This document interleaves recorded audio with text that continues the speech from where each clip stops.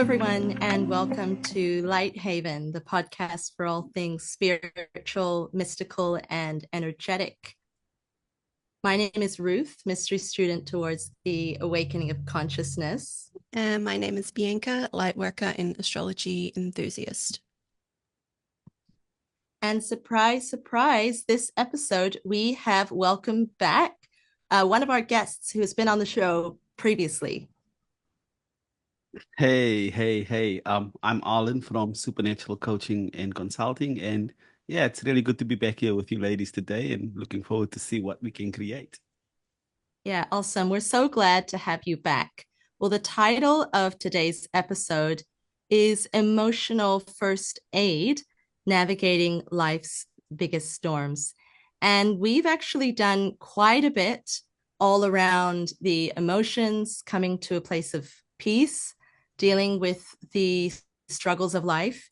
And some of the feedback that we've received from our listeners is we want more of that and we need more help.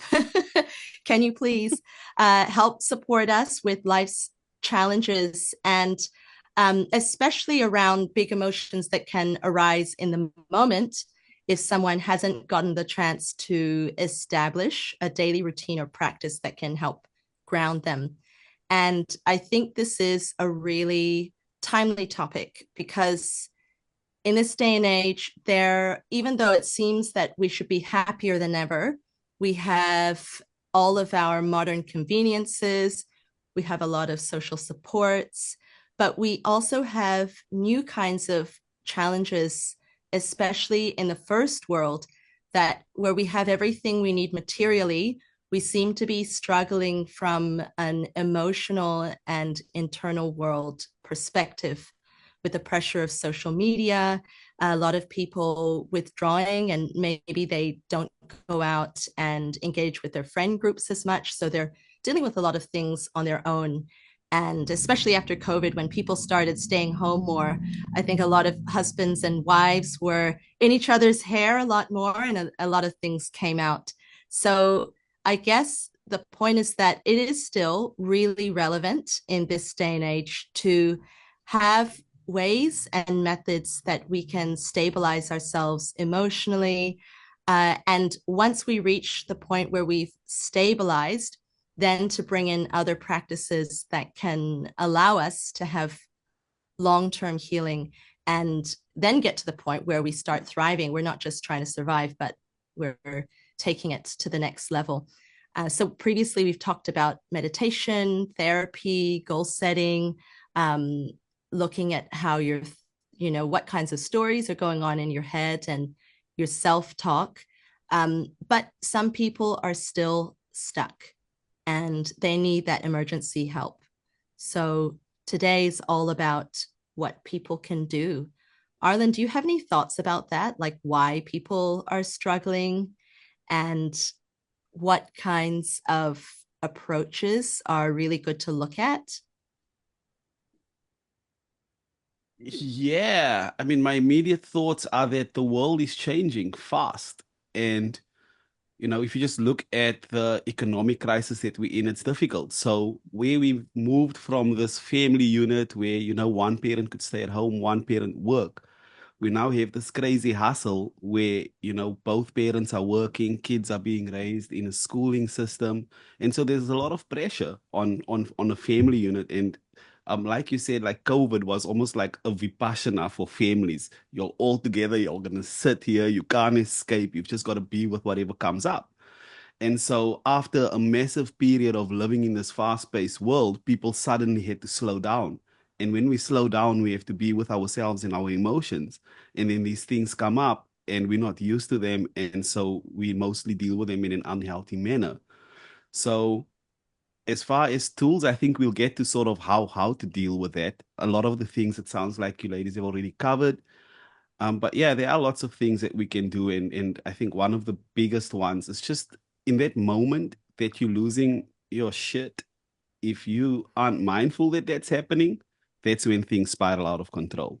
So it's like we'll talk about it a bit later, but how do you in that moment anchor a cue for you that okay, I'm going down this like massive emotional roller coaster now. I need to snap out of it. And so we can get into that a bit later. Awesome. Thank you so much for that. Yeah, so we're going to get into a lot of really good concepts coming up. But to kick us off, we're doing something a little bit different this episode to draw on Bianca's astrology skill set and to bring something that people can look forward to each episode, something of an astrology update. So Bianca, I'm passing over to you. Yeah, thanks for that. It's kind of new to me too, but I've been studying astrology for a while, and I talk I just I talk about it with everyone, that all my friends, my family, so they all know, and it's kind of nice to just have this little outlet. But I was thinking about the forecast for the next few weeks, even over the next 4 weeks, and relating it to the topic of big emotions. I couldn't help but draw on two transits that are currently going on at the moment, or about to go on. I'm not sure when we're going to be releasing this, but I'll start off with the Venus entering the house of Scorpio on the 23rd of September. Now, also, just before I do that, sorry, quickly, the vibe of the month for me feels very much like a lot of emotional inner chaos and a lot of navigating big emotions, which actually ties in very nicely with today's topic. And I'm not just saying that because of today's topic. I really genuinely feel like a lot of the transits that we're going to be experiencing this month, or the vibe that we'll be experiencing this month, is a lot to do with our emotions, emotional reactivity, conflict with loved ones, with friends, and how do we navigate that? So, starting off on the 23rd of September, Venus enters the house of Scorpio. Venus is not very happy in the house of Scorpio. She is in a place opposite to her nature, which is, in the Greek mythology, she is Aphrodite, so the goddess of love, pleasure, harmony. And whenever Venus is in the mix, she just wants to bring love and peace and harmony to everyone. So that's her vibe. When she enters Scorpio, it's almost like she's in a foreign land, because she's having to deal with things that are unpleasant to her, or that are contrary to her loving nature. And I've got a couple of examples so that you guys can get a good picture of this. And I thought it was quite funny when I was thinking about these examples last night. And I was thinking, to make it more real, I'm going to say Venus, Ruth, like just imagine that you are Venus and you've been invited to, oh no, actually you want to go to the house of Scorpio, and say this is Arlan's house. Arlan, you guys are friends, and Ruth, she just visited, say, the Auckland Art Museum or Art Gallery, and she saw this amazing art piece that she just really wants to talk to Arlan about. So she gets in her car and she drives to Arlan's house, and she goes in, and Arlan's not there, but she's like, oh, all right. Well, let me just make myself at home while I wait for Arlan to come back. And she goes and she's like, let me turn on the radio, and I want to listen to some like meditative music, something peaceful and calm and soothing. And the radio turns on, and it's like this heavy metal, like punk rock, and and she's like, oh no, this is not what I was expecting. Like she's kind of agitated, like this does not sound pleasing to my ears. So she quickly turns it off. And then there's another example, just tying into this one, is that noise Arlan has friends, and they come out of their room, and because they realize someone's here, and Ruth startled because she thought no one was at home. And anyway, so you guys get to talking. Ruth, you're talking with Arlan's friends. Hi, I'm Ruth. I'm Arlan's friend. I've just come to visit him, but I see he's away, And then they're like, oh yeah, he's not going to be back for another few hours. So, and she's like, oh, Ruth, you're like, I had this amazing art piece that I saw at the art gallery, and I just wanted to share what I saw with Arlan. And they're like, oh, real? Yeah, interesting. All right, well, man, like, did you know? And they strike up a conversation about maybe they saw or they had watched something last night to do with maybe the presidential debate, and they start talking about politics.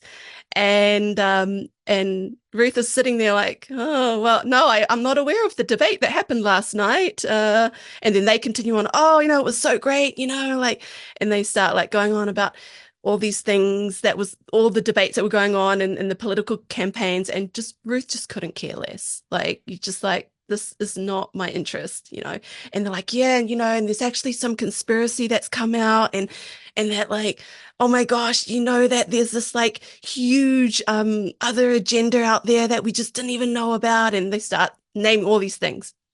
And Ruth starts getting a bit uncomfortable because she's like, I just came here to talk about art, and now I'm here talking about politics and conspiracy theories. So, and so what Venus in Scorpio, in the house of Scorpio, is saying to us is that these are things that are not could be a little bit uncomfortable for people to enter into these types of dynamics unwillingly. They just going about life, and then stuff happens, right? And there can be some tension sometimes. And I think what Venus in the sign of Scorpio is inviting us to do is how are we going to act when we come into a situation that calls for us to, it's something that we wouldn't want to be dealing with, but now we are dealing with it. And are we going to get frustrated and react and say, oh, politics is my thing, like, and cast judgment on those people that want to talk about these things? Or like, like, I'm just trying to like maybe get people to think that, we might encounter things that are unpleasant, but that doesn't mean that we have to react in such a way, like we can kind of go with it. It's not the worst thing in the world to be in an uncomfortable situation. We just move through it with grace and maybe ask ourselves what's going on inside. Like, why can't I talk about politics? Or what is it inside me that's bringing up these feelings of inability to be having difficult or controversial conversations. But another thing as well is that, and this is the biggie, Mars in Cancer is Mars is not happy in Cancer.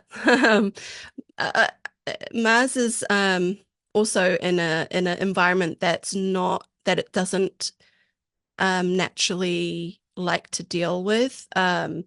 So I'm just trying to think of another scenario. There was one that I was thinking of last night was, Ruth, when you as Venus entered into Arlan's house of Scorpio and you realized he wasn't there, let's say you call him and you're like, hey, I'm at your place. Where are you at? And he's like, you know what? I'm actually in the house of Cancer. I'm at Bianca's house. and and the point, there's one thing there's a connection, is that in astrology, when Venus is in Scorpio and Mars, and she can see Mars in the house of Cancer, there's that communication piece where you can actually get a hold of Arlan, the the ruler of Mars. Mars is the ruler of Scorpio. You can actually call Arlan and say, "Where are you?" And he can actually tell you where he's at. And now you suddenly feel more comfortable because now you're not just like, "Where is he?" Like, how maybe I should just leave because, it feels weird to be here alone, like, or with his friends. And so he's able to comfort you and be like, "Well, actually, I'm somewhere else. I'm not far away." And so you can say, "Well, I want to turn on some music. How do I work your stereo? Because there's this heavy metal music playing. That's not my jam." And he says, "Oh, you just press this button and you make sure that, and then you dial it this way." And now he's suddenly guiding you through something that might be a little bit something that you didn't know how to do. And so he's able to guide you through his house and show you how to use things, even though he's not there. He's at the house of Cancer. And you're like, "Oh, Arlan, okay, how's things over there at Bianca's house in Cancer?" And then Arlan's like, "My goodness, all she wants to talk about is her feelings. And I'm just getting really fed up with this. Like, I just want to cut. I just want to sever. I just want she doesn't even have knives at the house. Like, how are we supposed to cut our food?" So Mars is very much gets frustrated with having to deal with the things that Cancer provides him. So as someone in the house of Cancer, you're going to find a lot of emotions and a lot of feelings and a lot of nurturing and loving and motherly type of things. And Mars is this big brawny, just wants to take action and be this individual, that just wants to, I don't know, break things and have wrestling fights and stuff. Yeah. So there was an image that I thought of when I thought of Mars and Cancer was the that movie in the 90s. What's it called? Kindergarten Cop. Have you guys seen that? Sylvester Stallone, or is it? Yeah. It is Arnold Schwarzenegger. Arnold Schwarzenegger, that's the one. Yeah. Yeah, he's an undercover cop and he has to go into this kindergarten and pretend that he's a teacher helper or something. And so now he's got all these preschoolers around him who are asking a ton of questions, and he has to be kind of nice and gentle with them because that's what you do with young ones. You're kind and gentle and nice and very patient and answer all their questions and yeah, and they drive him up the wall.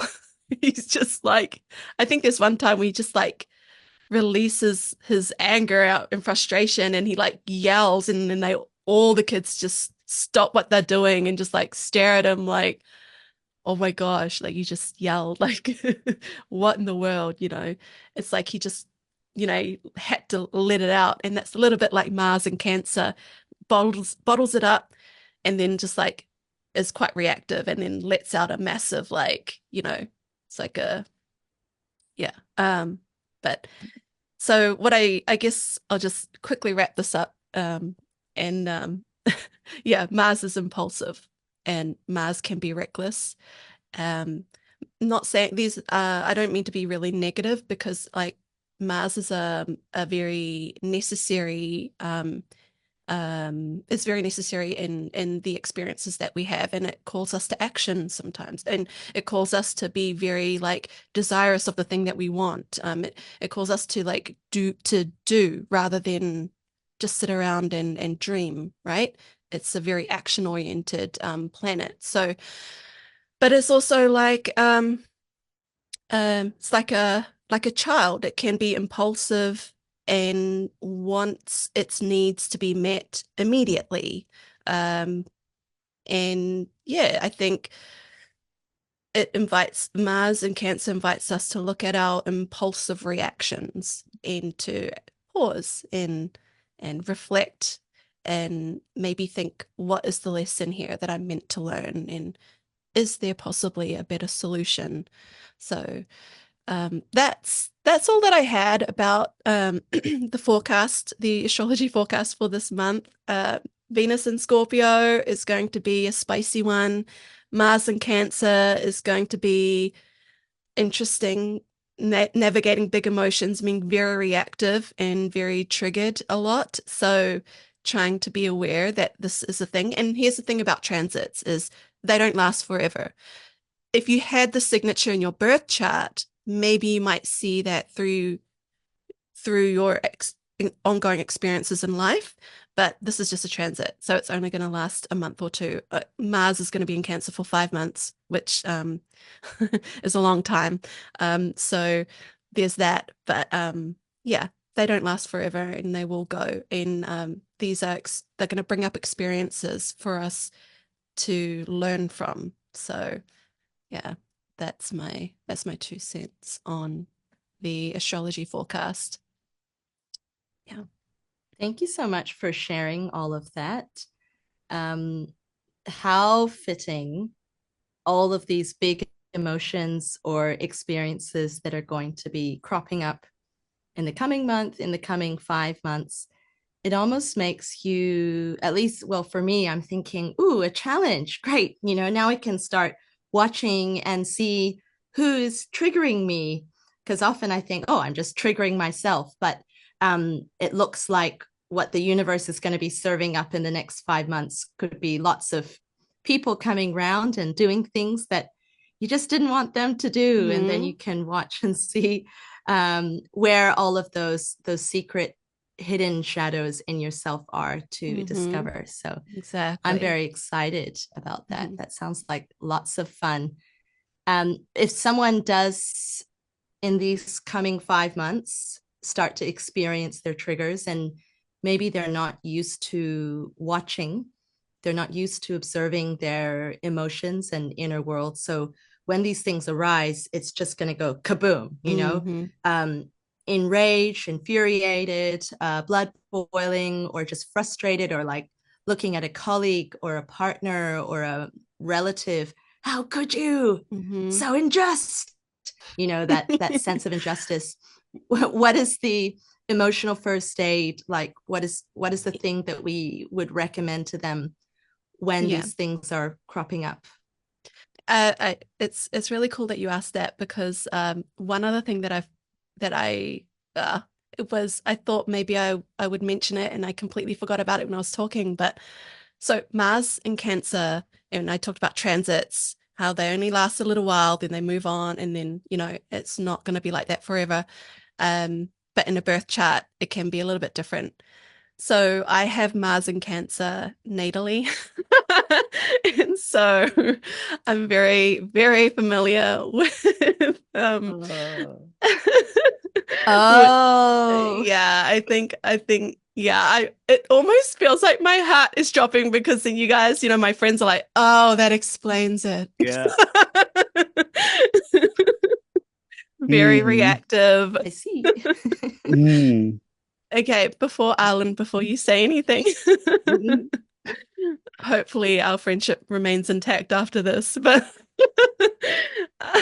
no, but the benefit, and this one thing I wanted to say, is the benefit of, say, hearing this, be like, oh my gosh, like Venus and Scorpio sounds like a lot, and I feel for those who have Venus and Scorpio natally, or it's likewise with Mars and Cancer natally.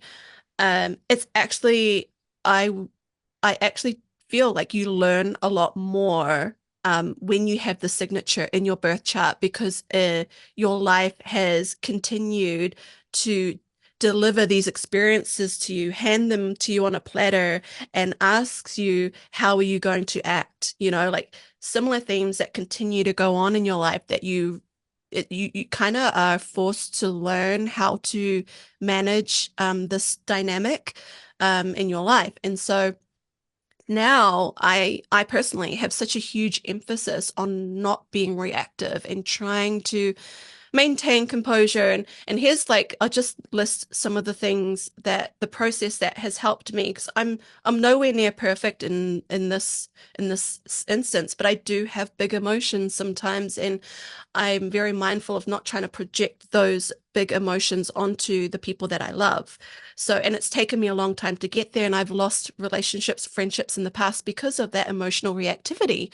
But I would like to think that now I've progressed a little bit, and I'm a little bit more self-aware aware of my own limitations and of my own capabilities in being reactive, you know. So it's a very conscious choice that I make to not get into that reactivity or impulsivity, even though the natural instinct in me is for these to arise.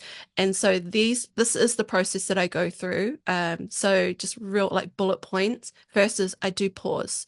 I stop and think, and my mind is racing. Like when I find like I'm in a conflict with somebody, my mind is just going like a million miles an hour.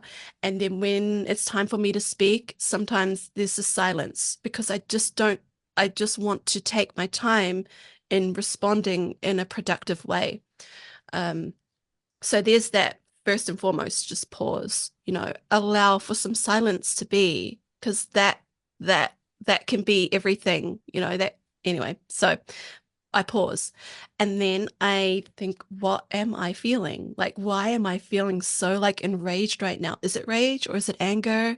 Is it disappointment? Like I name the feelings so that I know like what it is I'm feeling. And then I'm just like, you know, giving the emotion a name, and then I'm reflecting. What is it that's triggering me? Like, is it because they didn't do what I wanted them to? Is it because my need, you know, for safety and security has not been met, and was I projecting that onto them? How unfair must that have been? Like, I'm really looking at all these different angles, trying to reflect on all of it. All of that while trying to maintain a productive conversation with that person, right? Like, so there's like this internal dialogue, and then also like it's almost like it's like what's coming out is like a watered down version of what's going on in my mind. And that, yeah, there's the acting part, right? Like you don't want people to, you always remember that the person on the other end is someone you love or that you care about, it in terms of like friendships and family and relationships. Even in the workplace, this is someone that I have to work with every day. So am I going to burn this bridge now by saying the first thing that comes to my mind, which is like, F you, like, you know? Yeah. So yeah, like, talking it through is the acting part, like talking it through and then just letting it go, like water under a bridge.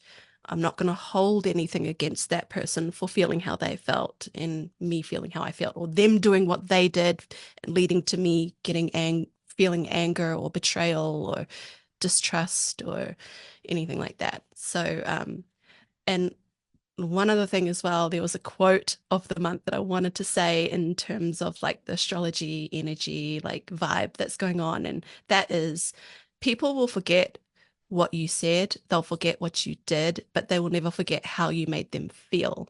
That was from Maya Angelou. Sorry.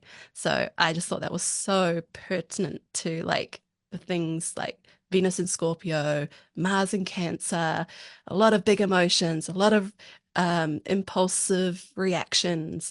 And it's like, but there's someone else on the other end of that too. And you know, like how you made them feel rather than reacting out of like this impulse is gonna be the long lasting effect. So yeah. So you add your guys, I'm done. Sorry. Just Well, talk too thank much. you for sharing all that. Yeah. No, keep it coming. Some really good Yeah. reflections and shares that if someone hasn't been doing that or didn't have the practice of watching their reactions and they're really, really stuck and they're begging, please help me, I would say start there.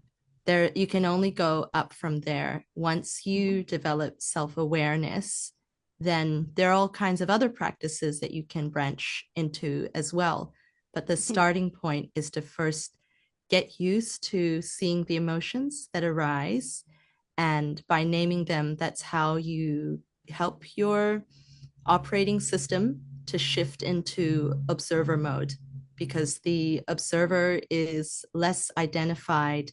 And within that space, then from the higher vantage point, you can reason what's best for all parties and what's best for myself. Because if you allow your blood pressure to boil all the time, there are physiological damages that take place as well by prolonging those states. It's all good for them to come and go, but it's when we fixate on them and ruminate that we prolong them, and then it causes long-term issues.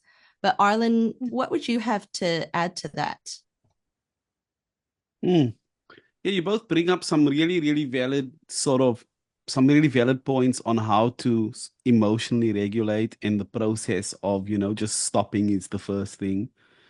And that's all fair and well for people who've done a certain level of work. But when we're dealing with, like, most families and relationships, people who aren't that big into personal and professional development and are sort of just getting into a place where, I'm super triggered, or even people who sort of break down into different states of psychosis, it's really, really challenging in that moment to sort of like, stop, just be calm. And so, Totally. listening to you guys share, I thought of a few things. One was a personal experience I had this week, and listening to Bianca share, I just thought of Dr. Bruce Lipton, who says that, like, the first thing you want to do if you want to change what the outcome of what a cell is going to grow to be is to take it out of the environment. And on Monday, I picked up this client who was in a state of meth-induced psychosis. And I didn't know this when she was in the car, because I could see there was, something not quite right. But I took her to her mom's house. And the moment she came in contact with her mom, she just lost it, like anger and aggression and pacing up and down. And I was like, oh shit. So I knew immediately that, like, the only way to resolve that is to get her out of this environment, because when she was in the car, she was calm. So, when you're dealing with big emotions, like, somebody needs to have the presence to be like, let's just change this environment. And I think that's where leadership comes in. People who know, who understand, who can, identify that this person isn't listening right now. Be the bigger person. Be the person that's going to hold space that and identify that this person just needs to get out of this environment. So that's one thing. And then the other thing is, like, there's an NLP technique called anchoring. Like, this is so easy. I think everybody should get this. Like, should just, we should have like this global day when we're like, hey, we're going to teach everybody how to anchor a certain emotional state. So when you're feeling a certain way, you just sort of laugh, stick your finger up your nose, whatever is going to make you laugh and change your state. Tony Robbins did this with Wow. 60,000 people, and it was so effective. He was like, right, stick your finger up your nose. And people just laughed because we thought he was like talking shit, but he was real and it worked. So find a way to anchor a different emotional state. And it could be Can we give a anything. little bit of background on like the concept of anchoring? Because I know about anchoring, but I'm thinking if someone has never heard of anchoring, if you say stick your finger up your nose, they have no idea what you're talking about. We mentioned it in a previous episode, but I don't know if we got into it I don't that think much, we but got it's basically into it a lot. oh yeah, maybe we didn't talk about it too much. But do you want to talk about the steps just briefly? Yeah, sure. So the process of anchoring, there's a few things. First, you want to identify an emotional state that you want to be in. So happiness or joyful or laughing. So this is the state that you want to be in. The way to sort of get to that state is think about something that makes you happy. Think about your partner, or think about a really amazing relationship or holiday or anything. Think about something that makes you happy. And then once you're feeling that emotion and you can feel into, I feel really good, I feel happy, I'm starting to smile, your physiology has shifted, then think of something that you can do in that state, a movement, like tap yourself, put your hand on your heart, or stick your finger up your nose, or touch an earlobe, or, beat your chest. Think of something physical, like a physical action that you can do in that moment to anchor that state. So the action becomes the thing that you do to bring forth the state of happiness, of joy. Like, so for me, I'm personally running with Tony Robbins thing. If I feel I'm getting like too way lost, I'll just stick my finger in my nose and I'm happy. Is there if like if you want something more socially acceptable, um, so I have a few anchors. This is one that I use for public speaking. I don't use it all the time because I tend to be all right. But in the early days, I would have this, and I made this whole scene where I was in this other life. I was a warrior queen, and I had my, my big mace, and I was just like riling the troops, and I had a long cape, and I was just like rah rah. I was the big boss, the leader, and I was so powerful, and I was so full of vibrancy and commanding the scene. And then I fired it like that, locked it in, and then if I use it even if it's not public speaking, but if it's something I need to do where I've got to have a little bit more energy, then I'll be like, oh, there it is, so it's locked into that. And you can, if you feel that it's getting weak, you can go and do another visualization and build that state again, and then lock it into that anchor.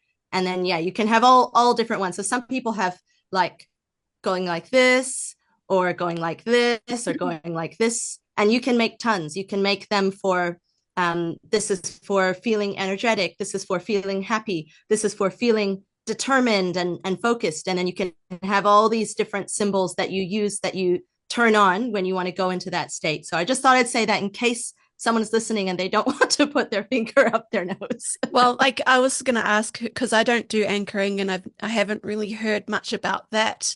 I was like, okay, so it's you do something, but it's like you don't do it to the other person, like you like you're doing it to yourself. You're right? doing it to yourself. Oh yeah, it's like put my finger up his nose while he's angry at me. Yeah, like when I want to get change confident. his state. if I want to feel confident, I stand up and I sort of like just jump a little bit around, and I get energy moving in my body, and I start beating on my chest. And so it just calls forth this confidence for me. Like that's my anchor. If I'm feeling nervous about something, I just stand somewhere quietly and I'll just bounce a little bit, and I'll start tapping my chest, and I'll be like, right, good to go, and suddenly it's a complete state shift. Tony Robbins and what's his name? Not Bob Proctor, the other neuroscience dude. Come on, help me. Was it the one you were talking about just now, Bruce Lipton? Not Bruce Lipton.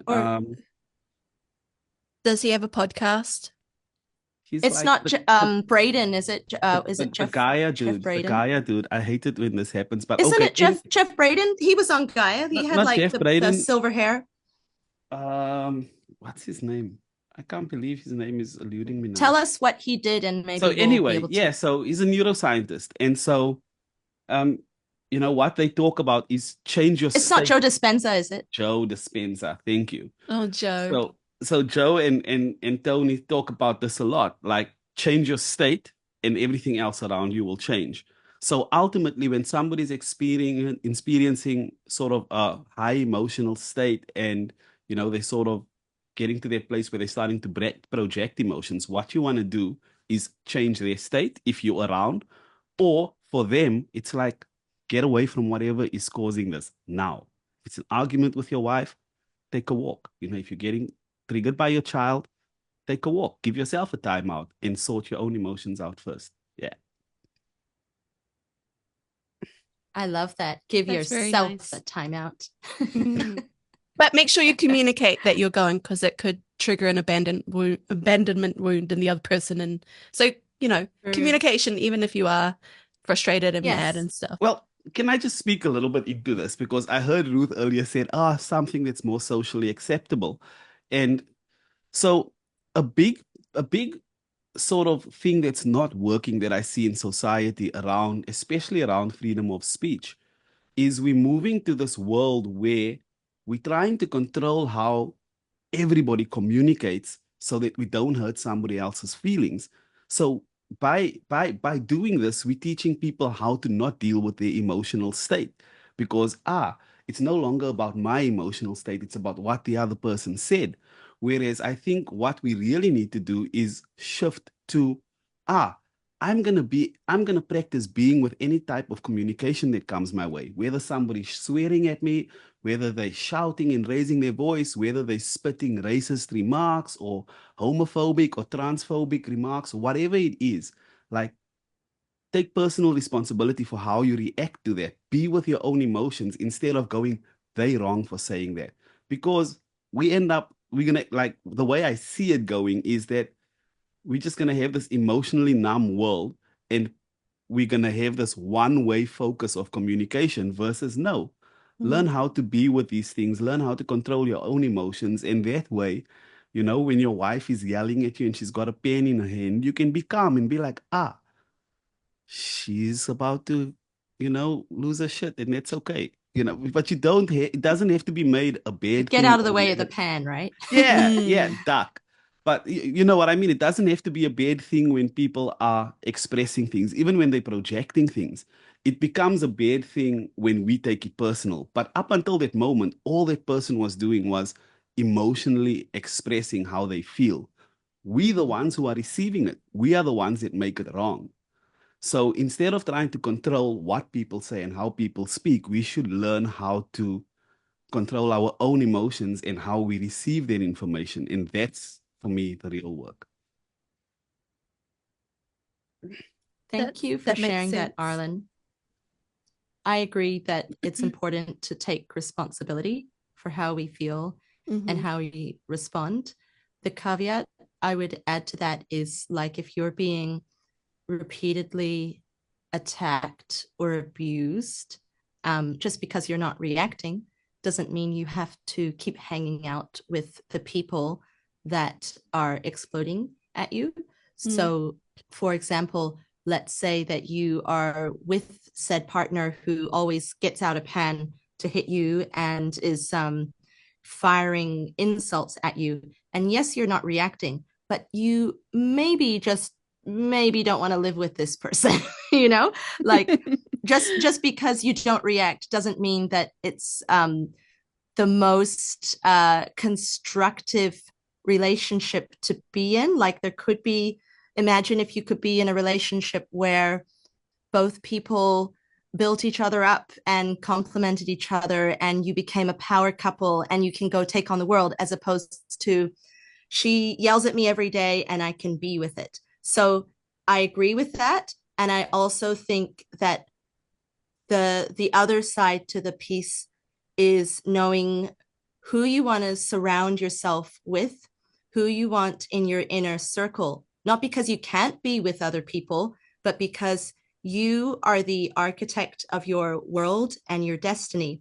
And so part of having responsibility is also deciding what you want it to look like, and then making the decisions that foster the environment and trajectory that you've chosen. Mm. Mm. Yeah, Yeah. 100%. You've got to have boundaries, Yeah. You have to know your limits, and you have to know, like, if I I think, like, yeah, if what you were saying, Ruth, is like there are limits to how much we can take, or if I don't know. I think the thing that I've struggled with, just like personally, is like, well, how much of these arguments can I take, and I can continue to try to resolve the conflict as best as I can, but um I think there's a limit to how often I can continue to deal with these, because I'm like coming along and then like dip down, and then like the hope is that you come back up to like a balanced state after the conflict. But if it's like continuously down, and then like it just gets you, kind of wears you out. Wears you out. Mm. And yeah, you can only tolerate so much. Yeah. Yeah, I think just because you can deal with something doesn't mean that you would choose to do so, Mhm. right? Mm. Like, if you're a parent and your child is way out of line, well, this is a scenario where you can't just walk away. Right? You can't just break up with your child. Mm, But true. if it's a workplace, or anyone that you can easily remove yourself from being in frequent contact with, then being able to be with those emotions or situations and not reacting doesn't mean that you choose to daily put yourself in the firing line. It's like you said, with the transits that we're going through, we're going to be put in the firing line anyway. So we don't need to help the astrology to make it worse. Like, we're going to have the all universe kinds of will conflicts. deliver. It will deliver on its promise to put you in concerning situations. Yeah, no. But then also there's that thing, like, how will you grow if you are not, put into uncomfortable situations, like the Venus in Scorpio, she's in an uncomfortable situation, having to have these conversations with people that she wouldn't normally have conversations with about topics she doesn't like to talk about.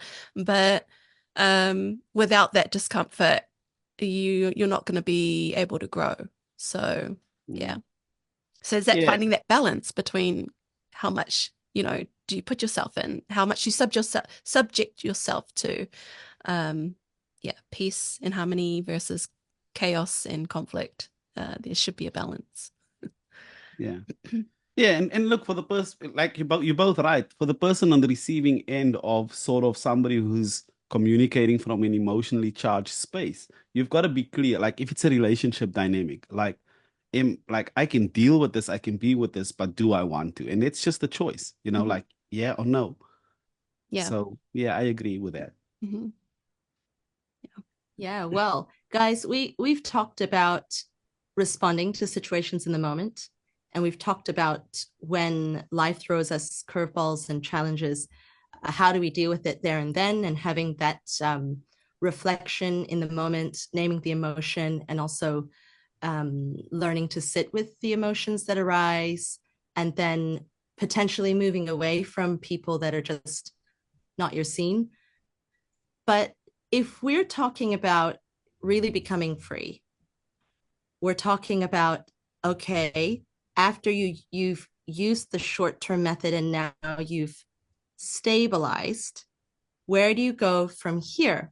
Because there is no magic bullet where you can go, yes, I can beat on my chest, I can fire anchors, I can shake my hands, I can take deep breaths, I can do Wim Hof, all the deep breathing, I can state change, right? I can go for a run, I can go out in nature, I can listen to classical music.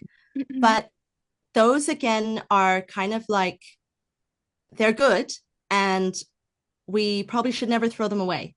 They are kind of band-aid in that underneath, if you choose to go deeper, you can find more. And that's not for everyone, that's okay. But if you're asking me, what is the real cure? How can I've been trying to name the emotion, but I'm just so reactive, and I keep having drama everywhere. Some people, you might want to look at some methods that go a little bit further below the surface. And there are methods that can assist you to do that. So for a very long time now, I've been studying quite a few different traditions. And the thing that really excites me is seeing similarities across the different traditions.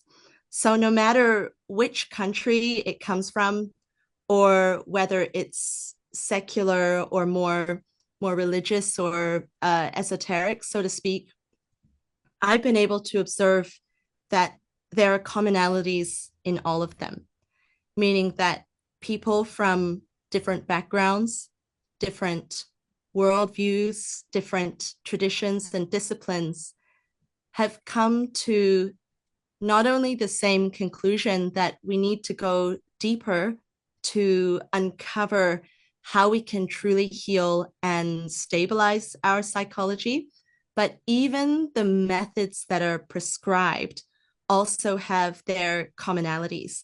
And so by studying all these different methods and traditions and guidances from around the world, it's given me a good cross section, and it's given me confidence that, hey, these guys are onto something, because they're all coming to the same conclusion.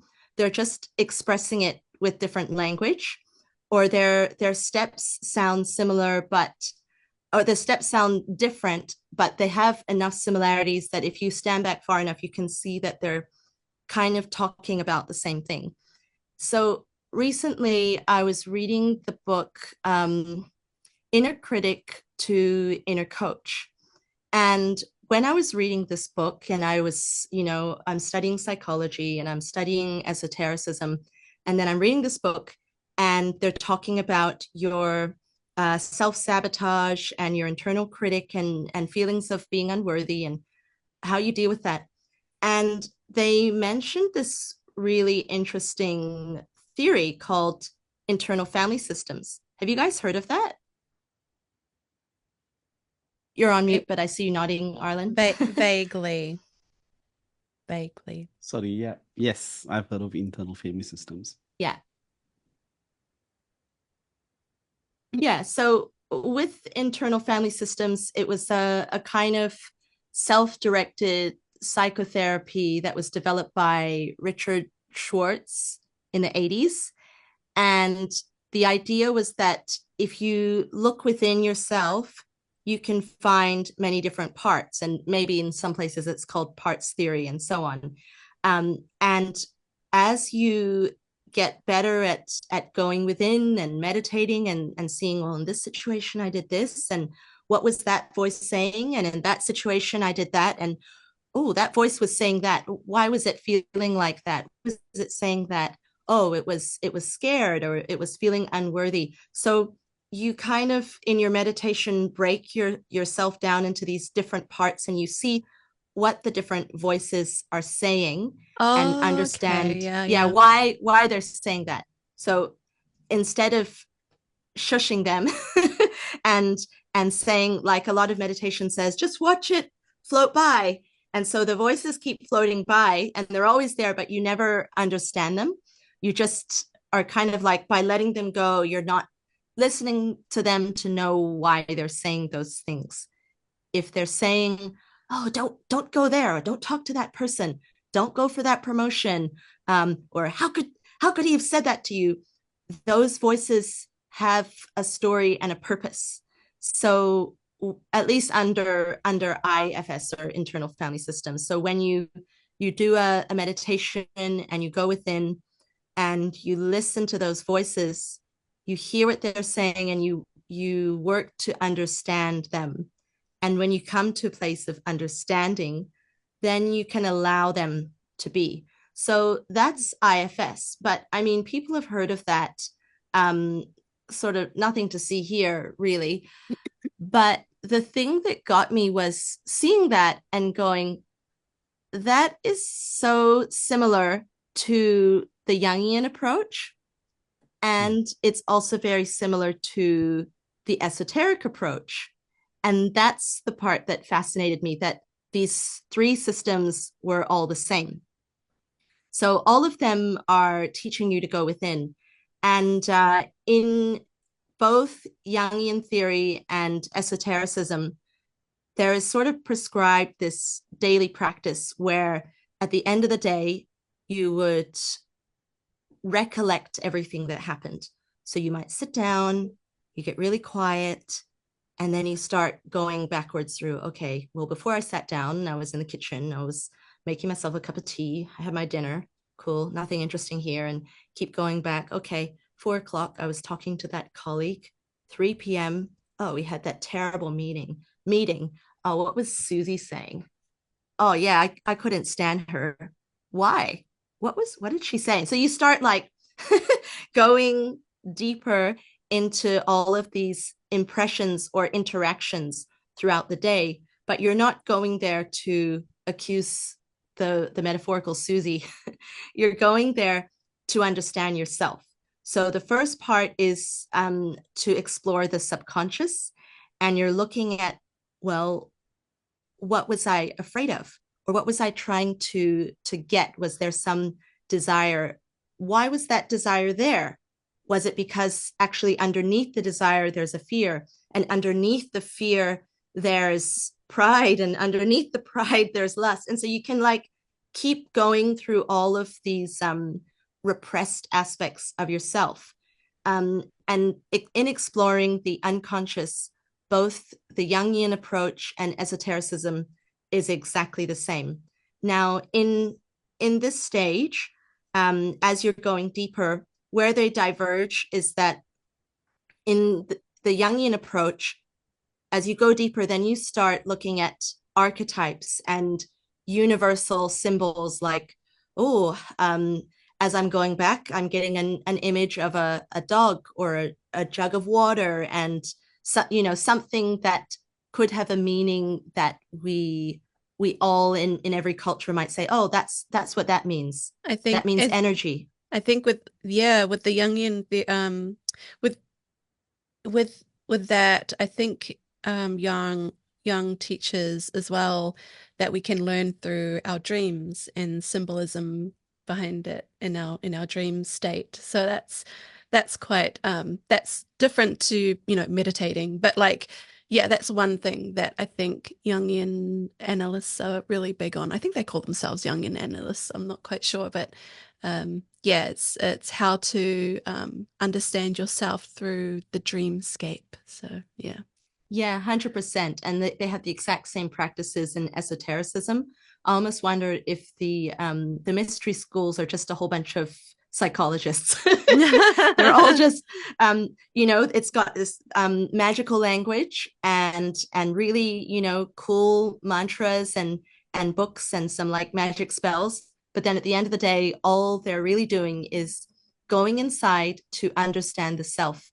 And it's so deep that you can just keep going and going. And so you start working with things like lucid dreams and astral projection, because you're going so deep into the self that you're waking up the consciousness inside the subconscious. Mm-hmm. And it's this fun, weird, trippy world where there's some angels and demons, but it's all inside yourself.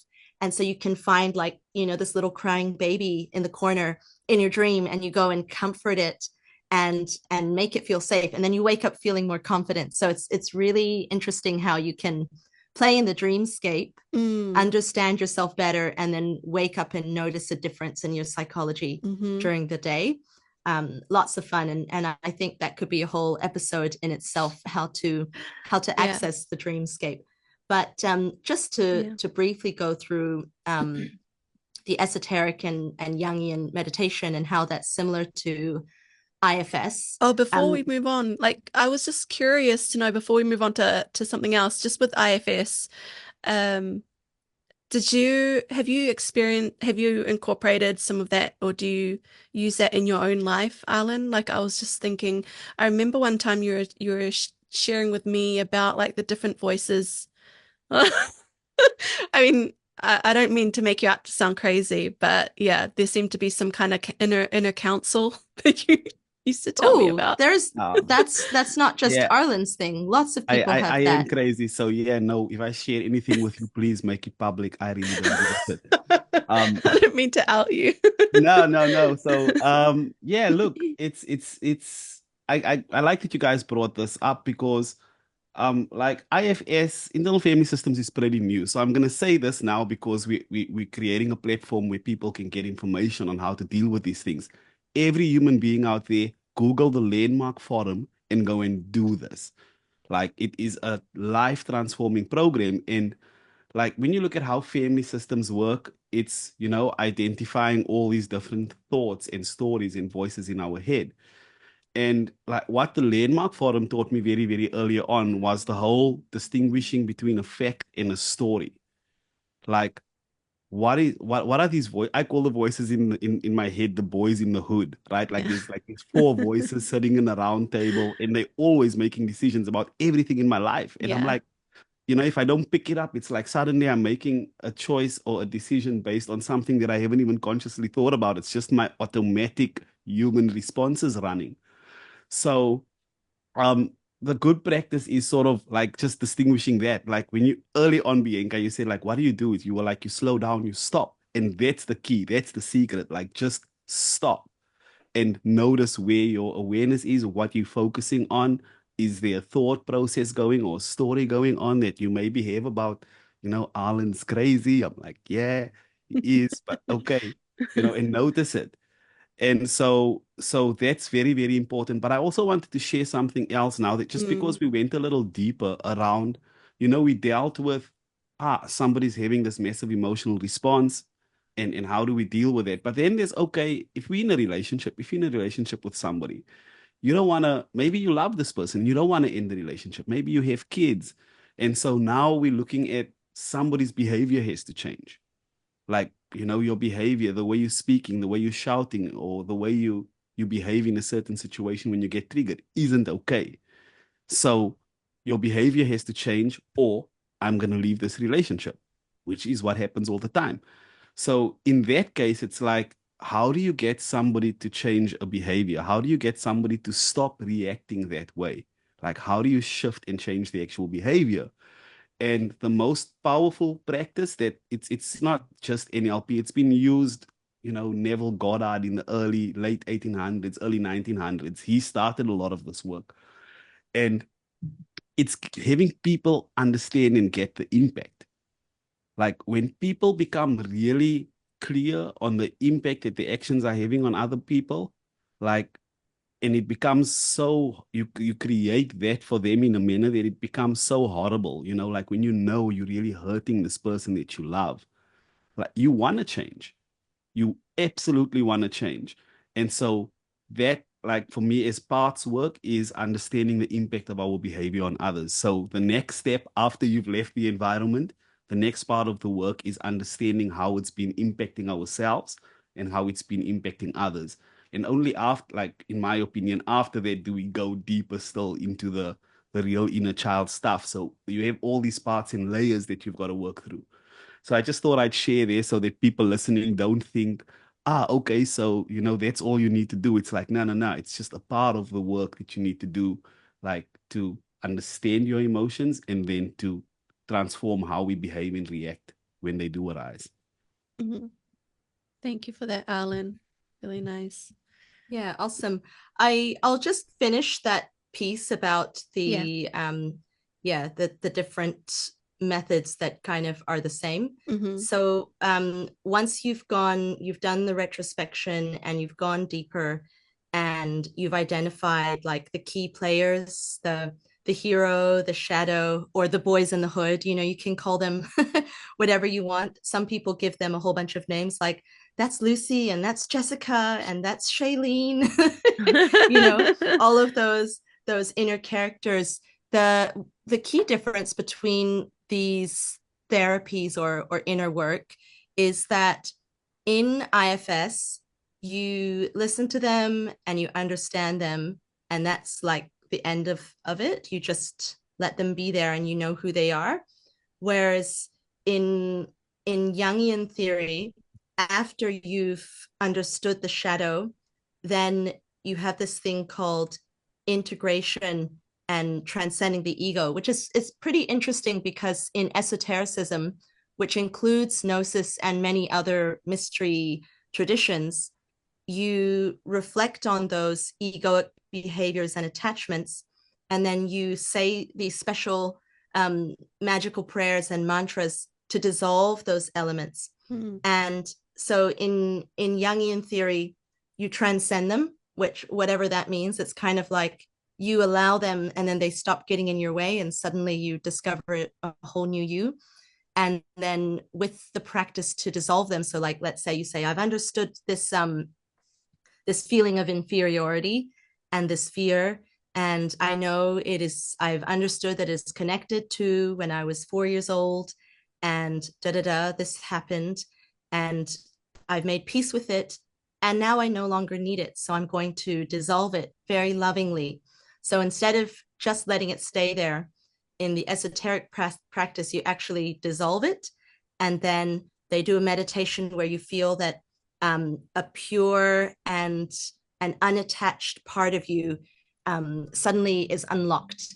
And so more and more of this really free and connected and inspiring, loving, abundant aspect of yourself is growing each time you dissolve those things that are making you feel bad or feeling agitated.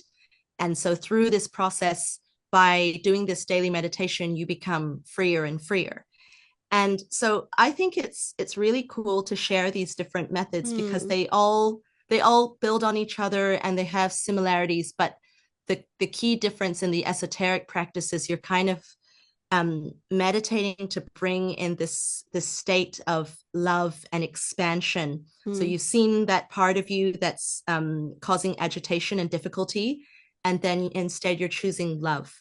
And of course, there's the whole colorful language and steps and description in the tradition, but essentially you're allowing your true nature, your true goodness and the best of you to shine.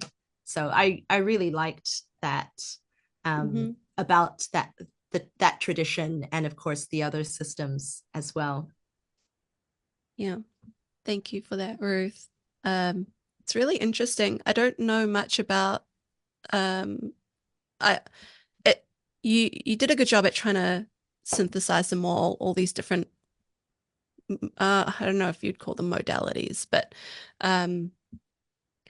for me, I think that it is important as well to try and not put them all into the same box, right? Like they all have their differences as well as their similarities. So it's not like I'm not sure, I don't want to speak for you, Ruth, but I'm not taking this as like they're all the same thing, essentially, just different ways of getting there. Like they do have their differences as well as similarities. So yeah. And I think people can pick the ones that they're most drawn to. I guess for me, I was encouraged to see that people looking from different angles, we're all understanding the same thing. And the summary is go within. You're going to find all of the answers within. You can't find it externally. Like, someone who's struggling with poverty and externally they keep going, I'm going to start a business. I'm going to do all these things. And they're taking physical steps on the outside, taking actions, thinking that the problem is outside of them. And yes, you do need to take action. You can't just meditate the funds into your bank account. But at the same time, if you have internally feelings of unworthiness and lack and anxiety about money, even very, very subtly to the point where you're in denial, you say, no, I don't, but you do, then without that meditative practice to go within and understand, okay, so at 11 o'clock, what was I doing? I was talking to my brother. And I said to him, I was arguing with him about who was going to pay the bill for the family potluck, and someone needs to shout the wine or whatever. And I was really making a big deal over this $50. Why was I making a big deal over it? What do I care about this? What's really going on here? Okay, what's underneath? And that's how you go deeper and you keep reflecting to find out every time you have, whether it's a story or a desire or inclinations, emotions, underneath those, there are motivating factors. And you want to uncover what are the motivating factors, and then going deeper, okay, what made those motivating factors?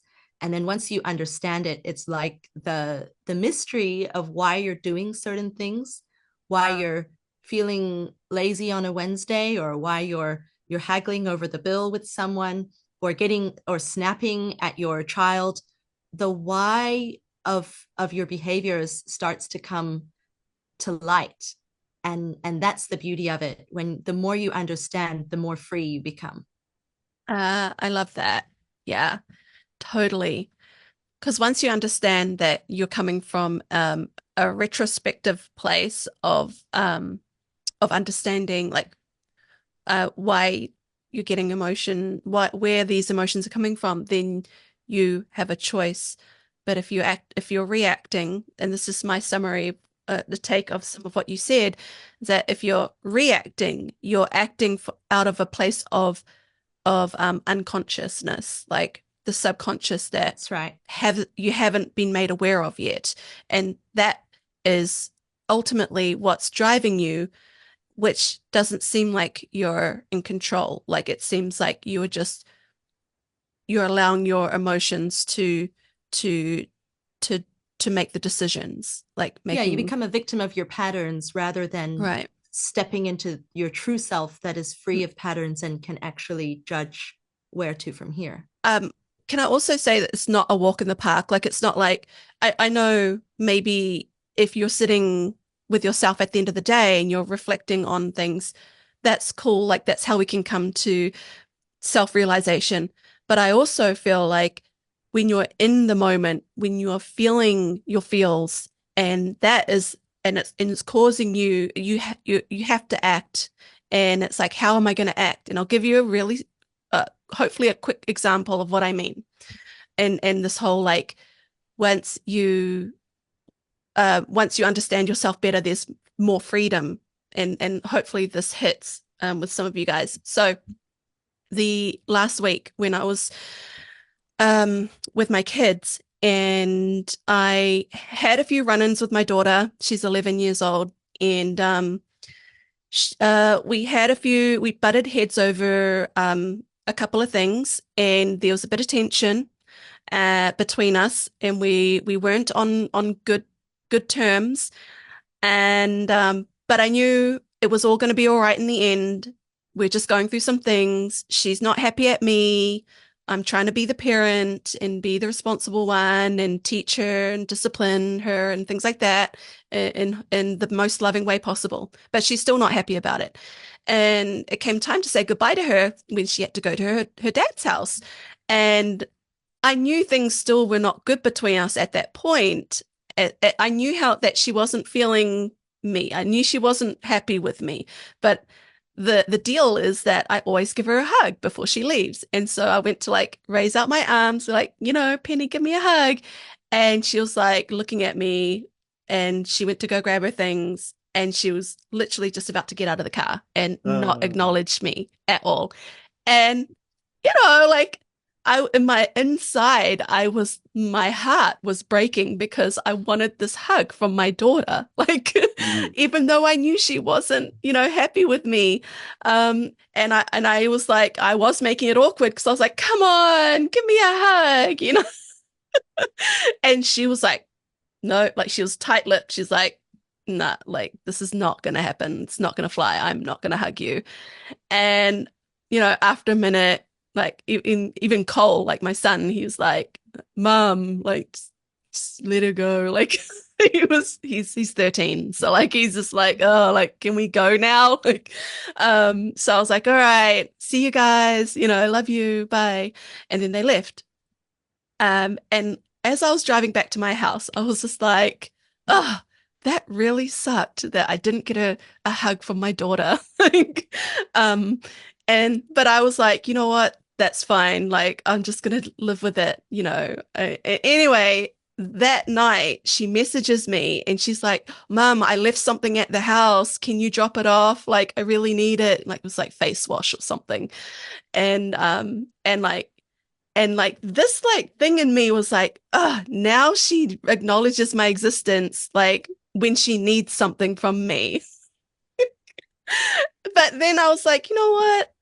I responded back. I was like, yep, I'll grab it. I'll be over in like 5 minutes, and I just, like, lifted it, gave it to her and went on my way, and I was like, I don't want to, it's such a small thing, but it was big for me because I was conscious of the fact that I could be like, no, you didn't give me a hug, like, be really stupid. Like, I know it sounds really silly, but like, in doing what she was asking me, now she's communicating with me because she needs something. I was like, I don't ever want her to feel like she can't be herself around me, and she can't, like, stand in her power and be her autonomous self and be like, I am not happy with you right now. Therefore, I'm not going to betray myself and give you a hug just because you're the parent and you want one, like. And so I thought, I hope like, the repercussions of that for her, if I was to be all petty and be like, you didn't give me a hug, you're not getting your face washed, or I don't know, like, surprisingly, some parents can be like that. A And lot. It happens a lot. I you see know, it a lot. and Yeah. that to her would be like, oh, now I have to betray myself in order to get what I want from my mum, you know. So I just, you know, it was such a small thing, but that gave me, the thing is like how I'm tying this all in with like freedom of like, it's like me knowing how I'm acting or knowing the stuff that's coming up for me. And despite that, still going ahead with a choice. Like, do I, you know, continue to act the way she acted towards me?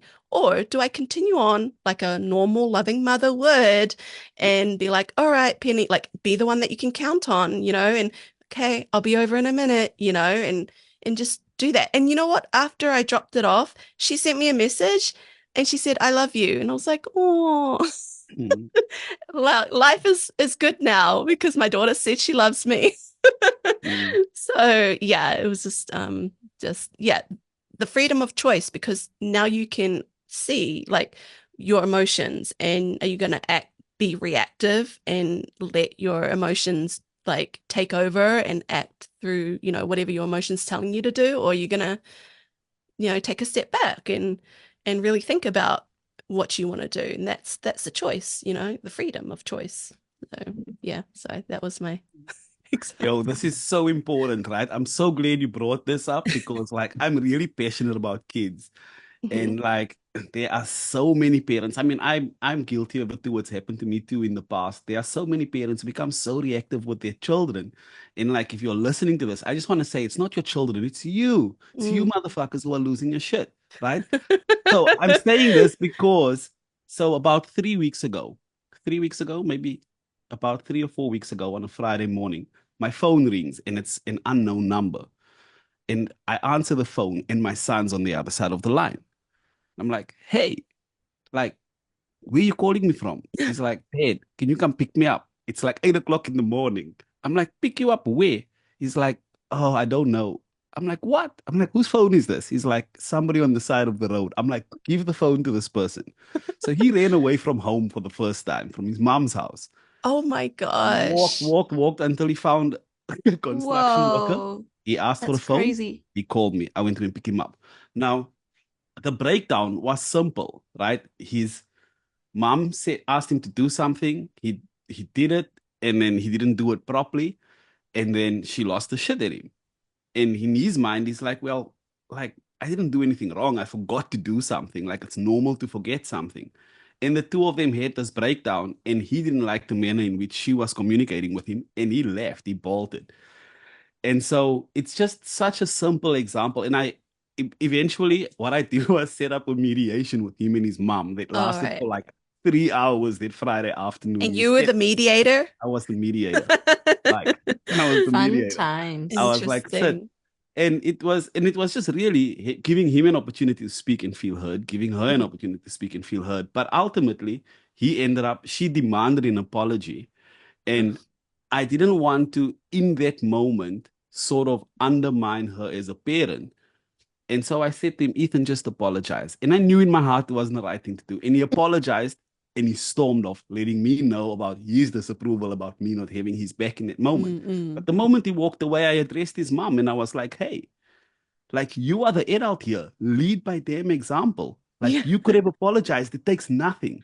Like see where you could have done something wrong. And so it's so, so important, I think, that we as parents realize that our children are gonna mirror us every step of the way, you Totally. know? So they are you. And if you're having problems with your children, take a look at yourself.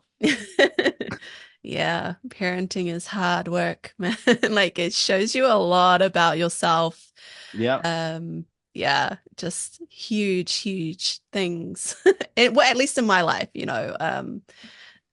So I yeah. love the stories you guys both shared. Mm. I can't remember where I heard it, but there was a story from one expert. Maybe it was Stephen Covey, but it was about the concept of a closed spirit, and specifically in reference to children. So Penny's refusal to hug you is what he would call a closed spirit. And it's when you Penny, don't I hope have you're their listening back. to this one day. Yeah. So exactly like what happened with Arlan and Ethan, where if they think you've betrayed them, then they immediately refuse physical touch. And that's the sign that their spirit is closed towards you. And he gave this really cool example where so kids, as they grow up, they want to express their independence and assert their rights as an individual. So they'll want to say, I have ownership of this thing, this is mine.